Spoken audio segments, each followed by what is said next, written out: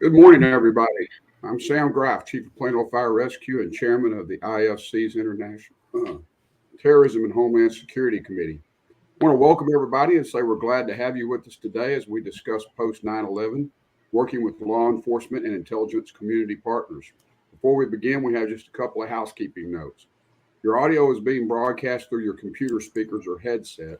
Please make sure your speakers and headset are turned on and the volume is turned up. Audience microphones have been muted. If you experience technical difficulties, please contact the IFC support through the Q&A menu in the upper right-hand corner of your screen. You will find the Q&A and handout menu. You're encouraged to submit questions for the speakers, and we also have provided additional resources in the handout section.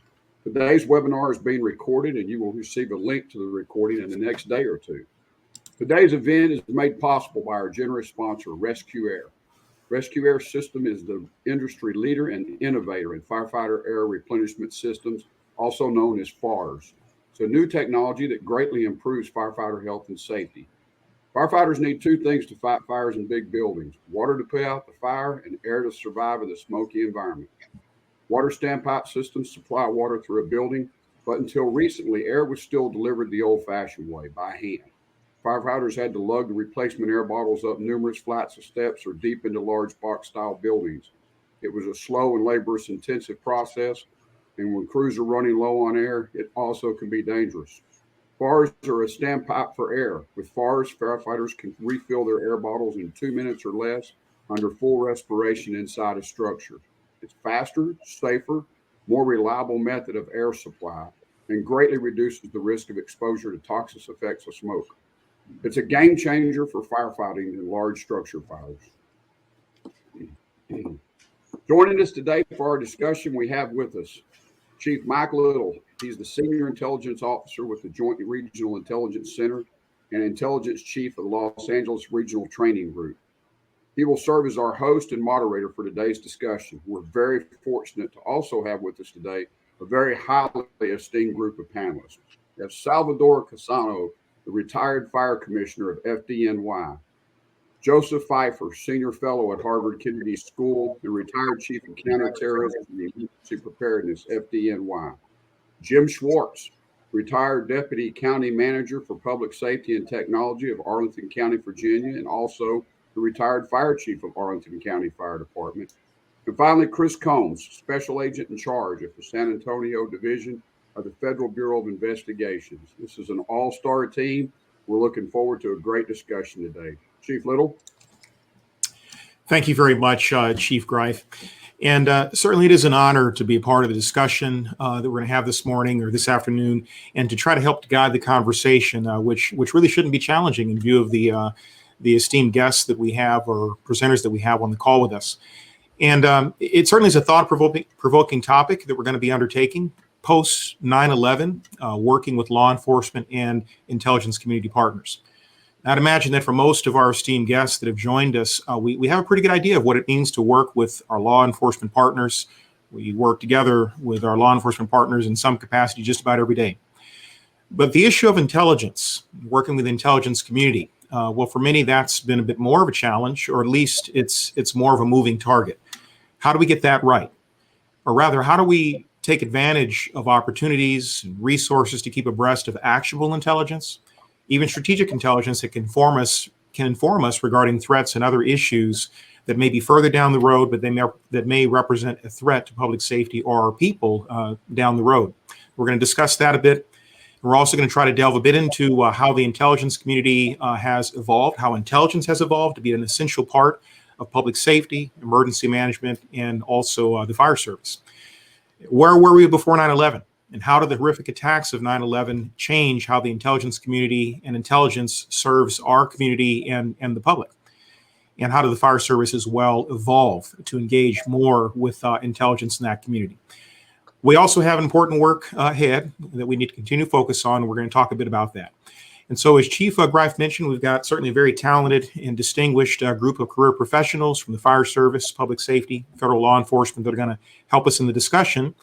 And so we're going to go ahead and jump right into our discussion. We certainly have some thought-provoking questions, and we're going to have some very interesting comments from our presenters. And so we're going to go back to before 9/11, pre 9/11, different time. Seems like an age ago, or century ago at this point. But we're going to start the conversation there. So the first question, where was the fire service in relation to intelligence before the September the 11th attacks? And perhaps Commissioner Cassano, would you like to start off providing a comment on that? Sure, Michael. I'll go back before September 11th to the 1993 bombings. And certainly that put the intelligence community on our radar.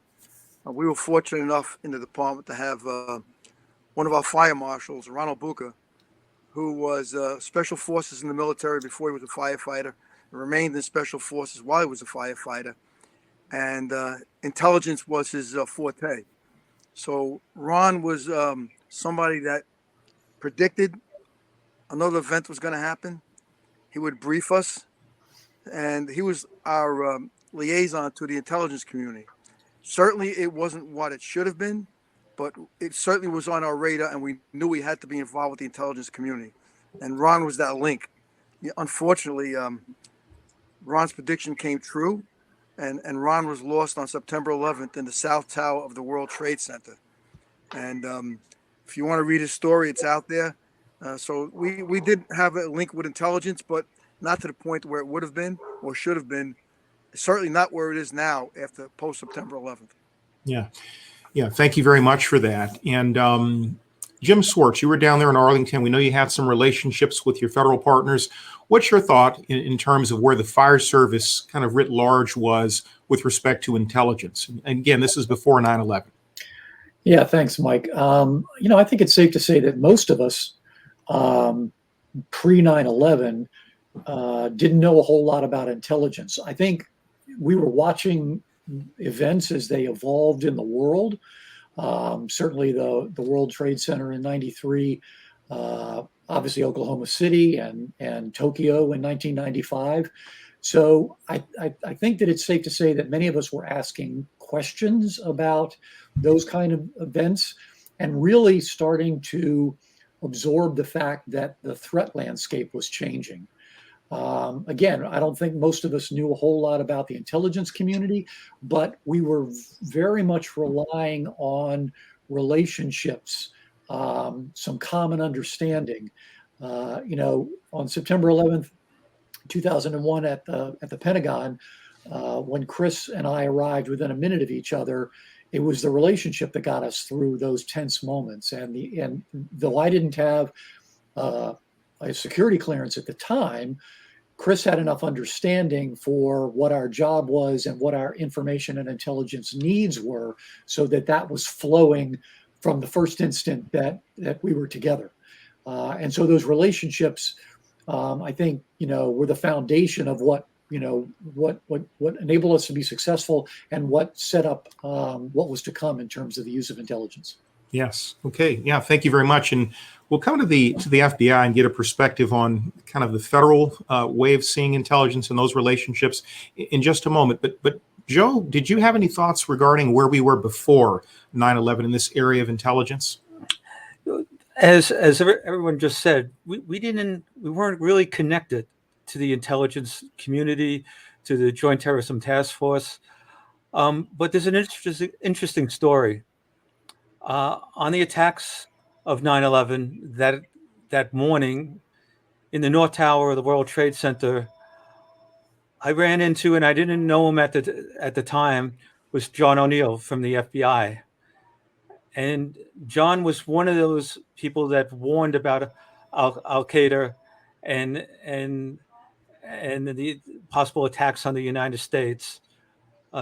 John was killed outside the North Tower that morning. So between John and Ronnie Buca, people that foresaw possible attacks on the homeland were the ones that were there that day. And unfortunately, those two people died during the attacks. Yes.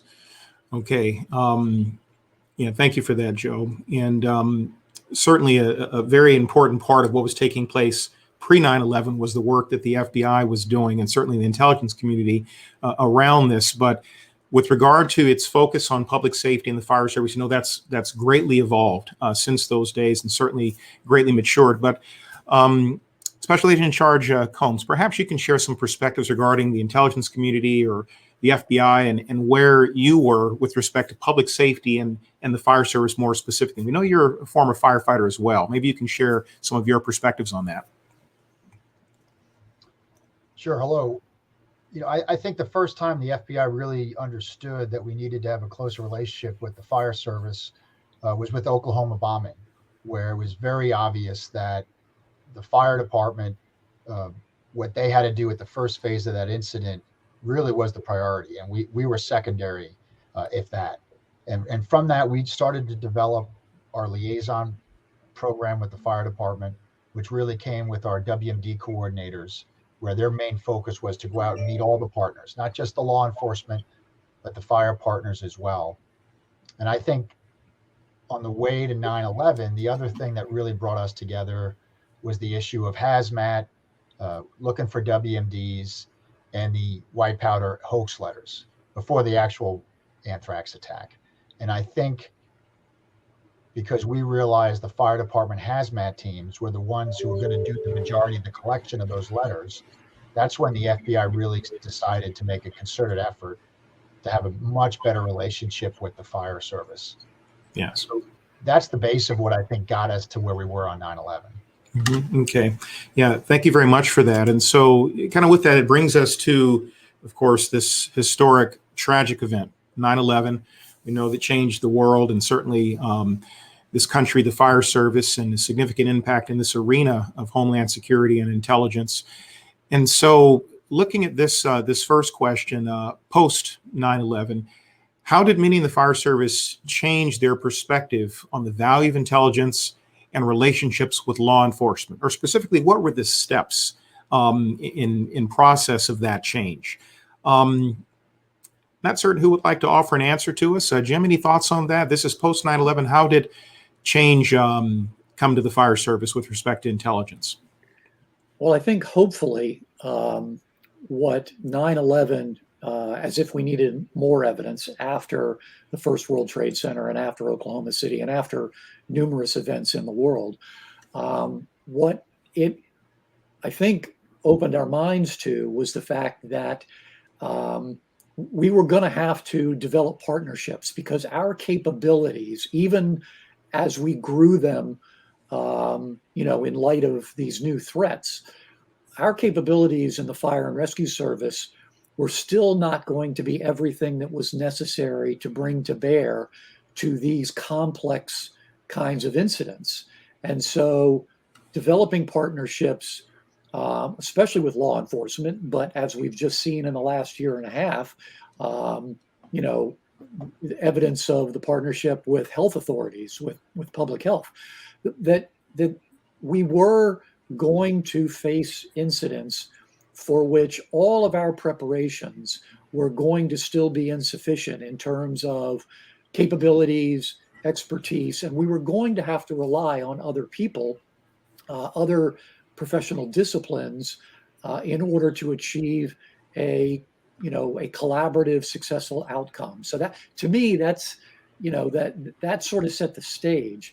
And then I think what we really began to understand with regard to intelligence was that the way that decision makers used intelligence, on a regular basis, especially at the federal level, was to inform their decisions, to inform their choices. It's about using intelligence to identify priorities. We all manage resources every single day, and with managing resources, we have to make choices. Well, what informs those choices?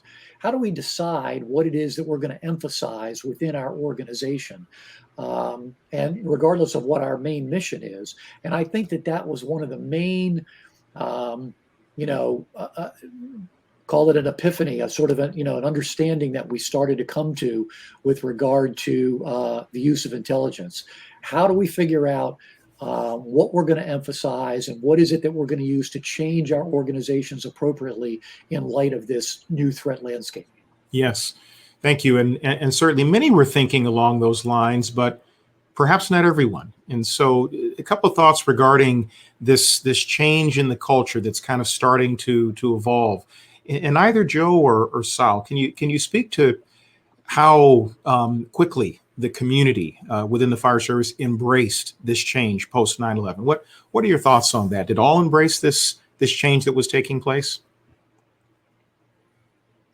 Well, the change came about as a process, and it started with Sal assigning 2 fire marshals to the Joint Terrorism Task Force.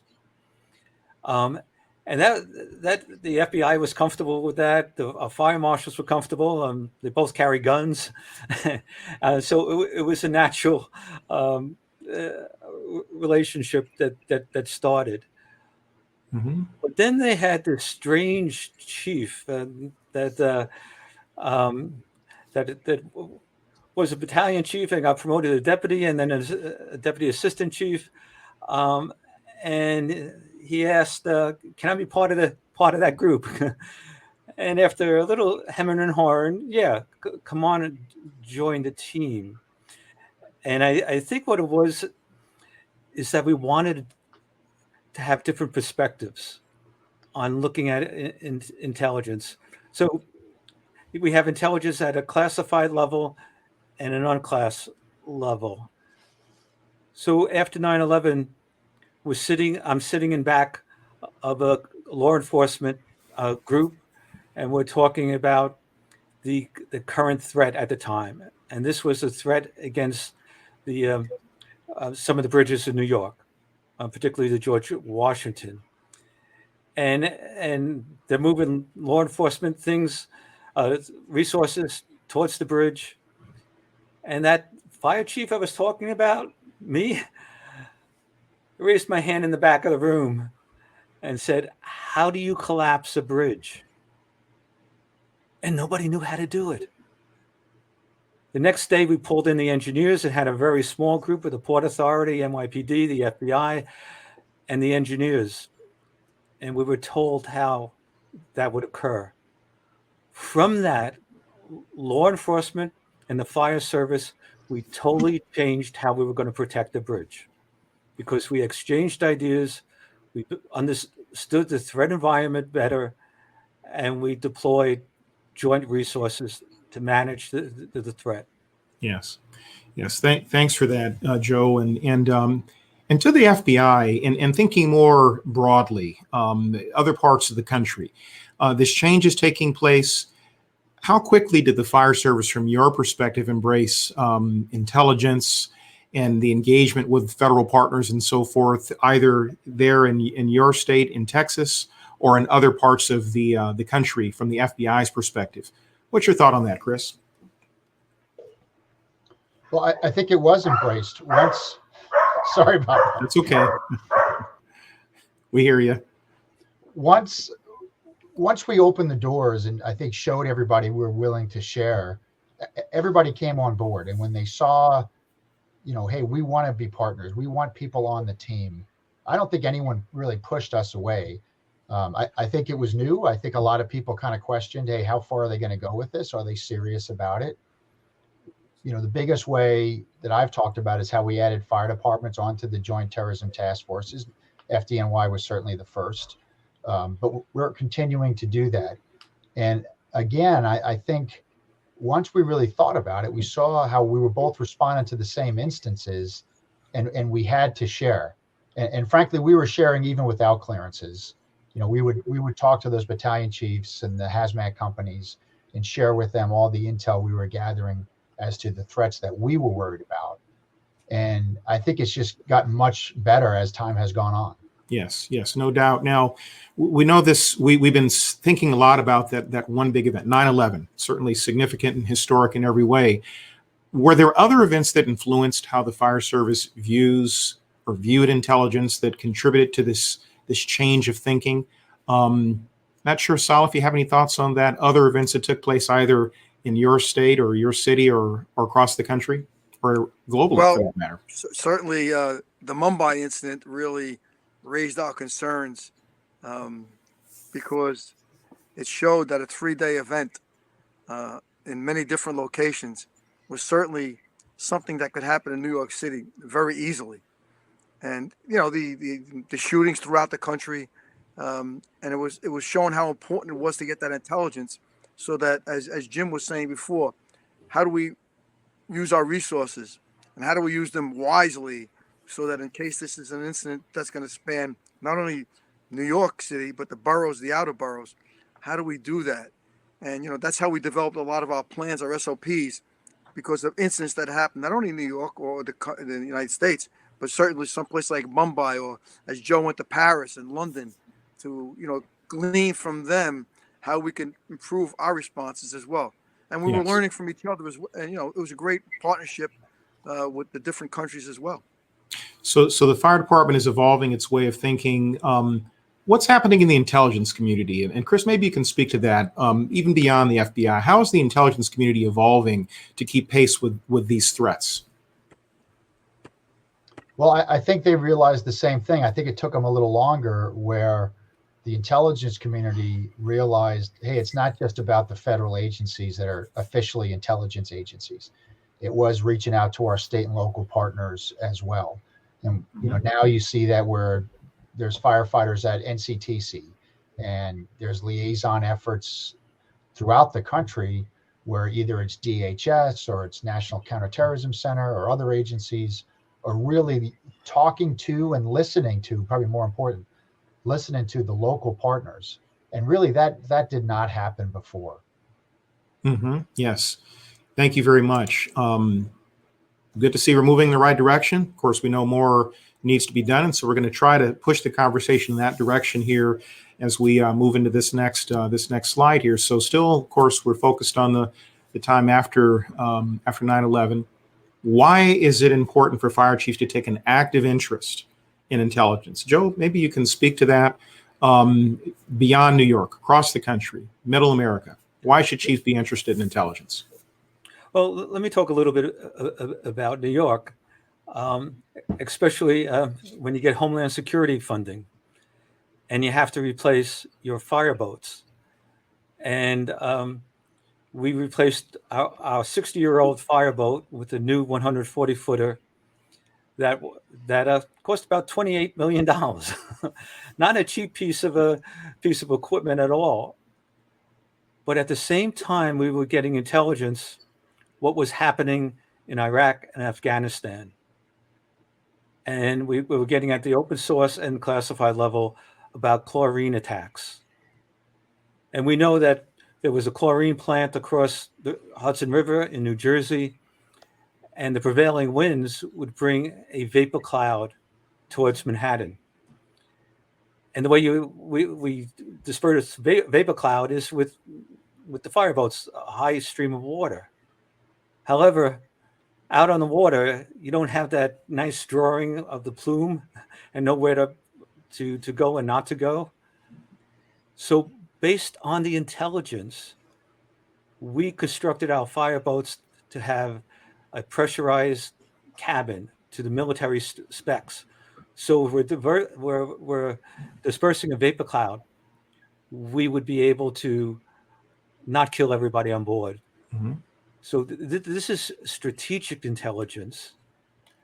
The other thing is we brought the intelligence to our firefighters at an unclassed level, and also at through our training, and that makes a difference. I don't know, Mike, if you want us to talk about the Times Square bombing now, or we could save it a little later. If you'd like to touch on it, go right ahead. Now's a good time. Okay, and Sal, just join in anytime. But let me paint the scene. This is 2010. So we've been working with the intelligence community. We have 2 marshals on the JTTF. I'm on the JTTF, getting briefed each week, coming back to Sal and giving him a brief. This is at the top secret level. And then in 2010, from all that we've been doing and our training, we've been pushing out our watch line that we sent not just around the world, but particularly to every firehouse. An engine in a truck pulls up after they were called by police to what they thought was just a normal car fire in Times Square. And the lieutenants took out the thermal imaging camera, and as they scanned the car, it didn't look like a typical car fire. They saw the brakes hot, and they saw the engine hot, but smoke was coming from the car. And they asked the police to run the plates. Police came back, and they said that the plates were unregistered. At that point, the fire and law enforcement, because of all of this we've been doing for almost a decade, realized that this could be a car bomb. And they pulled everybody back. And it was a car bomb by Faisal Shahzad, who wanted to kill many people in Times Square. But because of the intelligence and because of the way we translated it into the field, our fire officers and police realized how dangerous this was. But without being connected to the JTDF and the intelligence community, I think we would have just treated it as a normal car fire and may have lost a lot of people. Yes, thank you for that, and appreciate your telling us all the other details of what was taking place around that event, and certainly prior to that event. Jim, any thoughts along those lines of why chiefs, particularly in other parts of the country, should take an active interest in intelligence? And perhaps we'll wrap in the second part of that. Can more be done in this area? And we're thinking across the country here. What are your thoughts there? Well, so let's go back to something we discussed a few moments ago, and that is these incidents in which we are all operating in the same environment, regardless of the patch on our shoulder, regardless of our mission, the mission statement of our organization. We are going to these incidents, great example that Joe just gave in Times Square, where we are in the same operating environment with our law enforcement partners. And let's acknowledge that law enforcement across the country has been using intelligence for decades.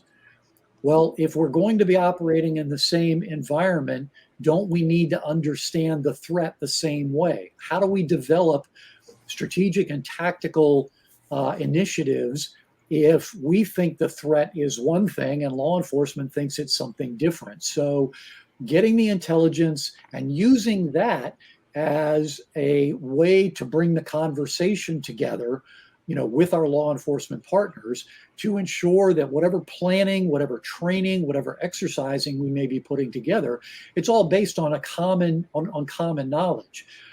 And in that relationship, this is incredibly important, that the intelligence community needs us, because the intelligence community doesn't know what we know about the way that we do our jobs and the contribution that we would make to strategic and tactical intelligence. They could have, both law enforcement and the intelligence community can be making an awful lot of assumptions that are invalid without us at the table, without us as a part of that conversation. So this is not a one-way, this can't be seen as a one-way street, gimme, gimme, gimme.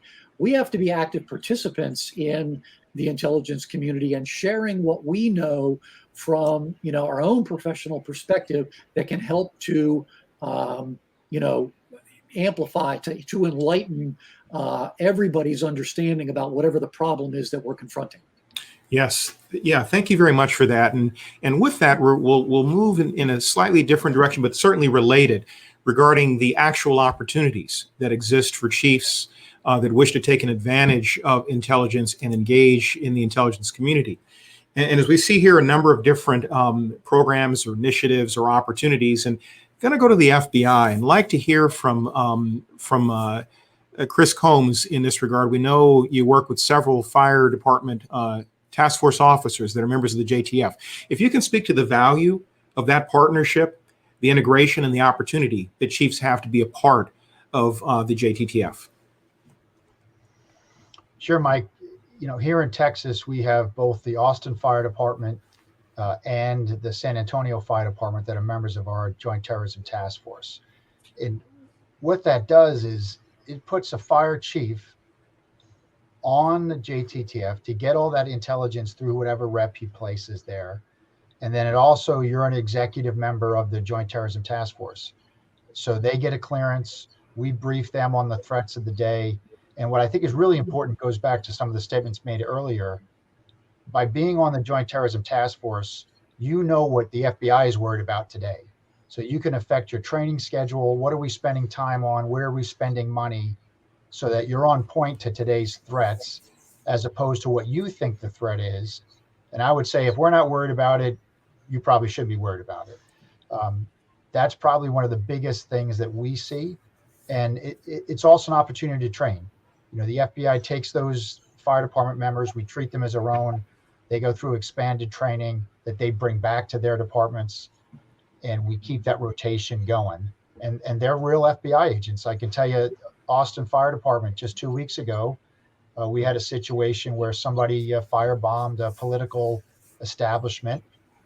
The FBI case agent for that was an Austin firefighter who was assigned to the squad. So it really puts you right in the middle of all the FBI investigations and the intelligence. And I think those departments find that incredibly useful, especially as it looks to how do they dedicate resources and training time. Outstanding. We know, Joe, you were one of the first chiefs that put fire people on the JTTF. The LAFD, we know Los Angeles also took advantage of that relationship with the FBI. What can a fire chief do if he wishes to avail himself or his organization of that opportunity to join the JTTF? Chris, what are the actual steps? Sure. Really, the first step is for the chief to contact the FBI special agent in charge to talk about it. And once they have an agreement as to, yes, we want you on the team, you're always going to get a yes.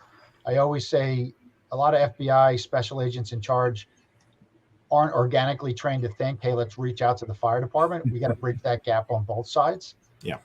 But once that meeting happens, and a person is designated by the fire department, we would start a clearance process for them right away to get them top secret clearance. That takes a few months, but then we put them on the team. It's not just the member that's on the JTTF, but we'd also get a clearance for usually the deputy chief over special ops or the fire marshals, whoever you pick. And then Yes. the fire chief would also get a clearance as well. Wonderful. Yeah, thank you very much for that. And we know there are other programs or initiatives that benefit the fire service in this area of intelligence and homeland security. And Jim, we know you were a big part of the ITAC-G and I believe the JCAT at the executive level. Can you speak briefly to why this was created and what it has achieved and how the fire department can be a part of that? Yeah, so the ITAC-G, which is the Interagency Threat Assessment and Coordinating Group, was a congressional mandate. Congress included it in 9/11 legislation as a result of the intelligence failures of September 11, 2001. And what the ITAC-G did in its original mandate was it focused on developing intelligence products that were of use to the line firefighters, EMS providers, police officers, at the local level. And the way that was accomplished was that people from all over the country in fire rescue, law enforcement, some sheriff's offices. We even had somebody from a jail at one point on the detail. These are people that they come here to Washington, D.C., just outside Washington, D.C., to the National Counterterrorism Center, and they're on a long-term detail. They have the highest clearances and access to the highest levels of information. And the idea here is that those people bring their professional backgrounds to influence the development of product that might be of interest and value to to local responders. Yes. So the ITAC-G had a 5-year authorization, and at the end, unfortunately, it was sunsetted, meaning it went away. But the National Counterterrorism Center, the Department of Homeland Security's Intel and Analysis, and the FBI thought that the ITAC-G was so valuable that they maintained it under a new moniker called the Joint Counterterrorism Assessment Team, or the JCAT. It's scaled back a little bit. It's not quite as many people as it used to be, but it is the same concept of having locals with intelligence professionals at the federal level, asking each other questions, prompting each other to develop product. So if people have ever seen something called the First Responders Toolbox, this is one of the most amazing products that the JCAT has developed. It's really of value. It focuses on actual tactical concerns. And interestingly, when it's been shared with foreign intelligence services, the reaction has been, hey, you guys hit it out of the park on this one. This is absolutely the kind of thing that we need to replicate and get out there. So the JCAT has, I think, shown its value. People can get access to the product through HISN, the Homeland Security Information Network, and chiefs who really want a meaningful participation ought to see how they can get their perhaps their personnel detailed. It's an amazing professional development opportunity. It's an amazing contribution to the intelligence community and the public safety community to participate in that for a year. Yeah, thank you very much for that. And it just going to kind of rifle through a few of these upcoming slides, just because they kind of speak to some of the opportunities, and we'll hear from either Sal and Joe regarding the opportunities the fire department has, not only with the intelligence community, but also with our law enforcement partners. There, of course, are these liaison officer programs. Many of you may be familiar with them. Terrorism liaison officer, threat liaison officer, or fusion liaison, essentially the same thing, where we identify people that become that point of contact to facilitate the flow of information between members of their organization, their department, and the Homeland Security community. And that can be a person who is assigned in a part-time capacity or kind of an auxiliary duty to ensure that that information is getting back to that organization. In many cases, those people do work within fusion centers, and the fusion centers kind of tend to be the point of coordination for the TLO program. And so you have JTTF, TFOs, and certainly TLOs, which is more of a part-time function. The IFC also has demonstrated great leadership in this arena. What you're looking at there, the Homeland Security Intelligence Guide for Fire Chiefs, that actually is in the handouts. If you'd like to download that, it's a very useful guide that describes options that chiefs have to explore accessing intelligence that they may need. And then, of course, also here would be the terrorism response checklist and guide for fire chiefs, also in the list of handouts there that chiefs can certainly download, that speaks to a range of issues on how they can be a part of the community and help prepare their communities, their people, and develop those relationships that make for the right interoperability should we have, an actual attack or other circumstance occur that requires that relationship with our law partners in Homeland Security. Academia. And certainly, Joe, maybe you can speak to that very briefly. There are a lot of opportunities that people in the fire service can take advantage of. And we know that you represent Harvard up there and working with them. And so perhaps you can speak to opportunities that reign from academia in this area. Sure. So Harvard has a state and local program. Actually, that was the first program I ever went to at Harvard in 2006. And it was sponsored by the International Association of Fire Chiefs. So there's this very close relationship with the Harvard and the fire service. NPS, the Naval Postgraduate School, is a great program, both on a degree level and on an executive level. And it's actually on the executive level, it's even harder to get in because it's all senior people. So there are just a number of programs that are really good. But Mike, I want to bring up another topic. I want to go back a little before we get to questions, because I think it's important that when we talk intelligence, it's like, give me, the FBI, give me the good stuff. Tell me something. but as Chris said, no, you're part of the team. And once we're part of the team, we have to give.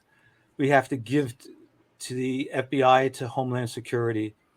And one dramatic event where we did that for all of Homeland Security was the Miracle in the Hudson, the emergency landing of U.S. Air Flight 1549. And when it landed, both Sal and myself were in the operations center. We decided to stay back instead of going to the scene. We sent the chief of operations there and other chiefs, because at the time we didn't know if this was one plane or multiple planes. We were connecting to the JTDF in real time, and we had a fire marshal who was going to go on vacation at LaGuardia Airport, and we sent him up to the tower of LaGuardia to get the manifest from the plane. And as we were getting that this was just one event and there was no threat from the FBI, what do you do with that information? Well, we took that information, and everyone had to go through our EMS that came off the plane, or we contacted the hospitals. Mm-hmm. And Sal said, put some chiefs in the room and let's compare the manifest to the people that we made physical contact with, or we know that are in hospitals. And before anybody knew, we knew that all 155 passengers and crew were alive and rescued. Now, what do you do with that intelligence? Well, you can make a whole bunch of phone calls, and yes, Sal called the commissioner at the time and then called the mayor. But I stood behind one of my lieutenants in the EOC, and I told him to sign into HISN, the Homeland Security Information Network. And I told him to write what I just mentioned, that all 155 passengers and crew were alive and safe and rescued. And as soon as that hit, we went to NCTC, and I got a call on my phone from the Secretary of Intelligence and Analysis, Charlie Allen. And he asked me one question. He said, "Is that the information correct?" And I said, "Yes, sir, it is." His next call was to the Secretary of Homeland Security, and his next call was the Situation Room and the President in the White House. So just think about it.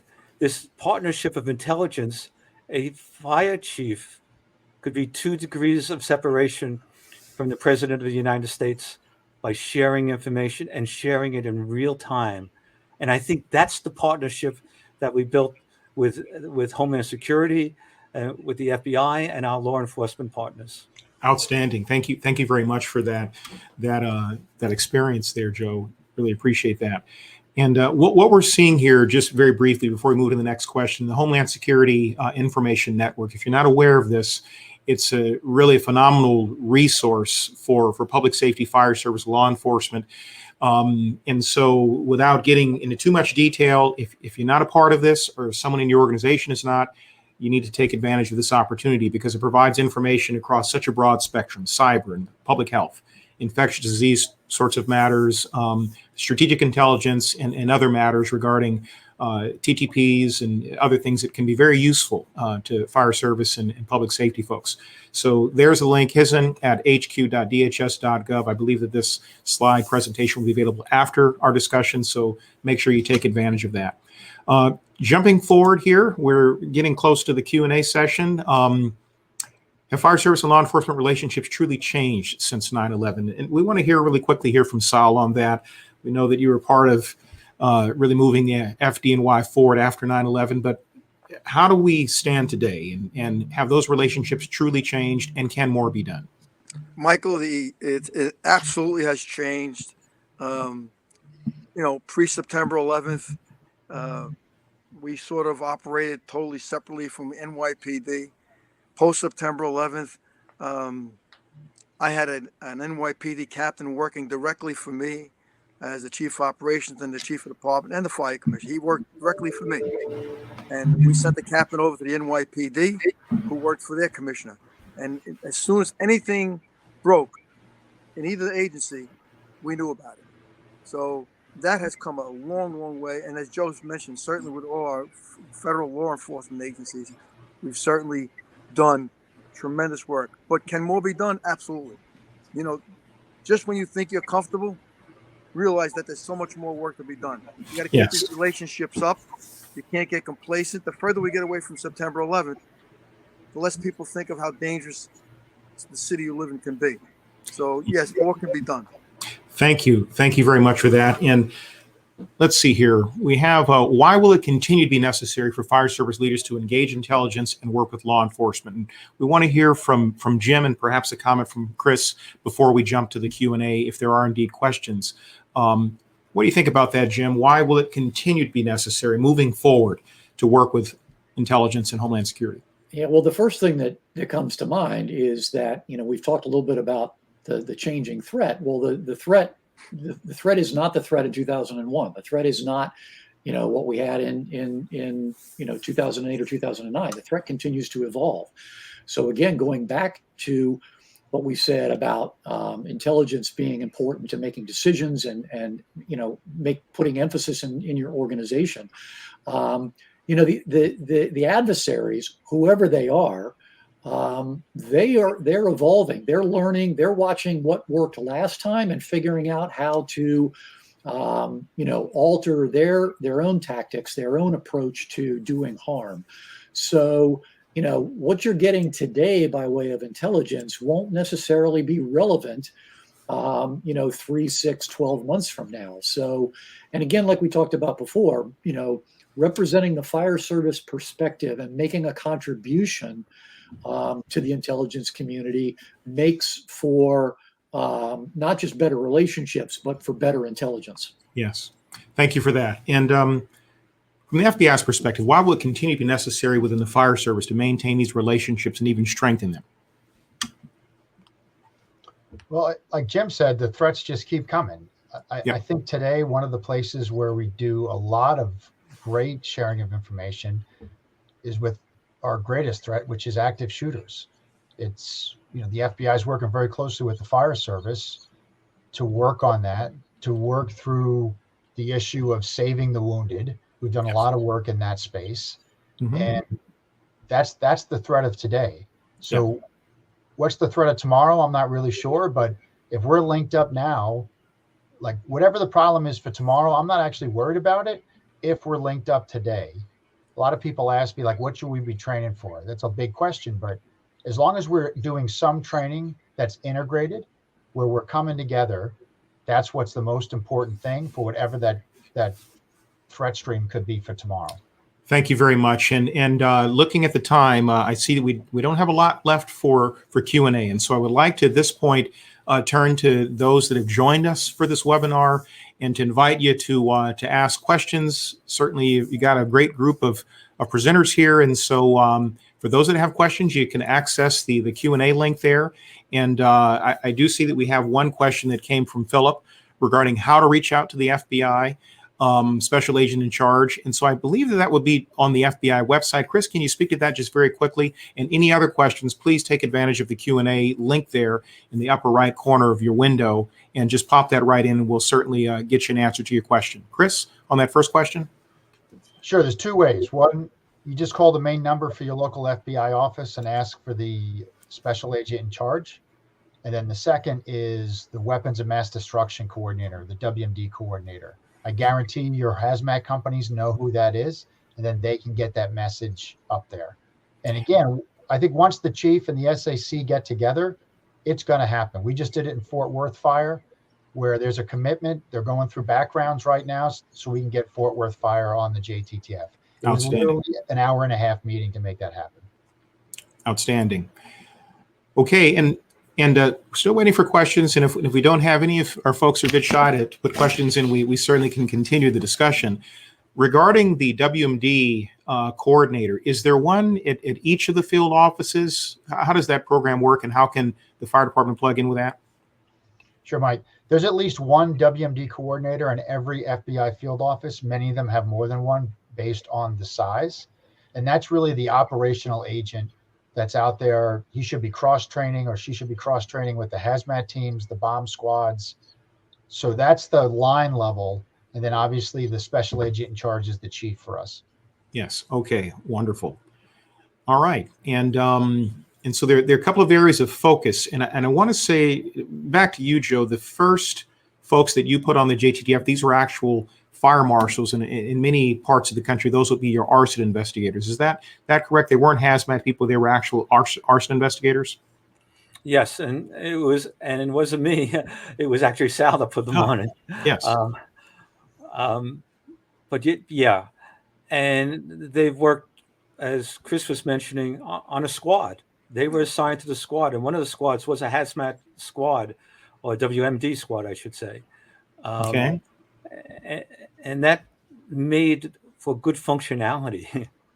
Sal, you want to add anything Sure. to that? Yeah, let me jump in, Michael. If I could just very quickly, I'm not certain if our chat feature is turned off. If we could have just a bit of assistance to get that turned on, we may be having a problem in getting questions coming in here. Let's just a bit of a technical assistance if we can have that.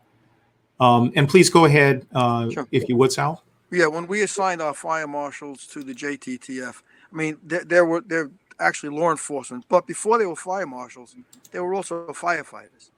So they knew operational issues as well. So we really got a really double hit when we signed a fire marshal because of their law enforcement background. But they were all firefighters, and they got promoted to fire marshal, so they could bring a lot to the table from both ends, operationally and law enforcement as well. And it worked out perfectly. It's still working. Yes. Thank you very much for that. And I see Brad has popped a point in that we would like to share, and not by way of question, but just to make sure that everyone is aware that the ATF sponsors, that's the Bomb Data Center, does sponsor or leads an interagency fire intelligence exchange, which is an absolutely outstanding resource for sharing intelligence products among our fire service partners. I receive their products and exchange information with them on a regular basis. And so not certain if we can pop in an email address there, and we'll certainly share it, Brad, to make certain our partners are aware that is another great source of intelligence. That is the Interagency Fire Intelligence Exchange. And so just want to make sure that I made that comment. Question here. What is your perspective on identifying the next generation of Homeland Security professionals and intelligence analysts from the fire service? So we're moving forward. We have folks like us that have been around for a while. How do we ensure that the next generation comes on board, and what can we share with our chiefs? Who would like to answer that question? Sure. Let me jump in, Mike, on this and Please. tell you what Absolutely. we've done. We've identified individuals, or we've sent them to courses such as MPS, such as Harvard, people that were interested. Not everybody's interested in going that route. So we asked for applications. We were very stringent in who we would submit and select, but those were our future leaders in the Homeland Security field, because they showed an interest and they were willing to give up their time to go to schools, taken away from their family as well, to show an interest. And that's who we've picked. We've selected people and sent them away to schools, and it's worked tremendously. Yes. And if I could state, we've touched on a number of these opportunities. There certainly is a JTTF. There's also, as we're talking about here, the Interagency Fire Intelligence Exchange, the TLO program, fusion centers, and then of course also the JCAT for those that have the willingness to provide staffing there to the NCTC. And of course, all the opportunities that are offered via academia. And so those are some of the advantages that our folks, or opportunities our people can take advantage of. And really everyone within their organization should be availing themselves of the Homeland Security Information Network. Not seeing other questions here. Let's see. Yes, please. Let me add to that last question, because I think, and this goes back to something that Sal and Joe commented when they were talking about the Times Square bombing. It's time for us to start institutionalizing all through our organizations that the practices that somewhat get labeled Homeland Security, are the role of everybody in the department. A lot of our discussion today has been about the senior leaders or the executives. Yes. And that's important for them to keep that going. But it's time for us to start institutionalizing and understanding, almost at the recruit school level, that these partnerships are essential, that the information that people are going to use to make better decisions as they go through their careers is not the same information that we were using 20, 25 years ago. And I think the sooner that people coming into this business accept that this has to be part of our culture. This has to be part of the way that we do business in the modern era.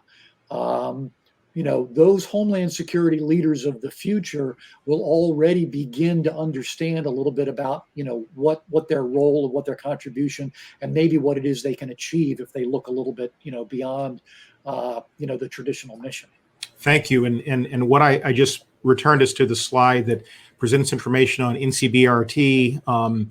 Certainly great way to learn about, not just Homeland Security, but some of the response types of issues.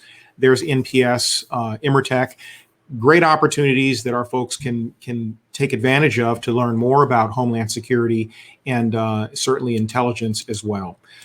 So I believe that we're getting about to the end of our time frame, our time with our presenters here and with you, our esteemed guests. We certainly appreciate everyone having joined us for this discussion. And thank you very much for those that popped a few comments into the chat. And again, to you, Joe and Chris, and certainly Jim and Sal, it's been an honor to work with you. Appreciate your making time to be a part of this discussion this morning. I hope it was productive for those that took the time to join in. So with that, we'll go ahead and close our webinar. And I believe that Chief Greif is going to have some concluding remarks for us. Thank you all for your time. Yeah, I just want to say thank you to everyone for participating today. Thank you once again to our sponsor, Rescue Air. If you're not familiar with FARS in your community, I strongly urge you to gain as much knowledge as you can. It's truly a game changer for the fire service. To our moderator, Chief Little, I could not say thank you enough. He has worked very diligent to put this together. And our panelists, of course, Commissioner Cassano, Chief Pfeiffer, Chief Schwartz, and Special Agent in Charge, Chief Agent Combs. You guys are truly an all-star cast. And I want to say thank you to some folks behind the scene at the IFC that make this happen, Nan Phillips and Leslie Disler. Couldn't do it without you. To all those that have been logged in, later today, you'll receive a brief survey about our today's event. We ask you to please take a moment to share your input with us. And if you want to get some additional information about some upcoming educational opportunities, please visit iafc.org. And again, thank you so much for being with us. Enjoy the rest of your day, everybody.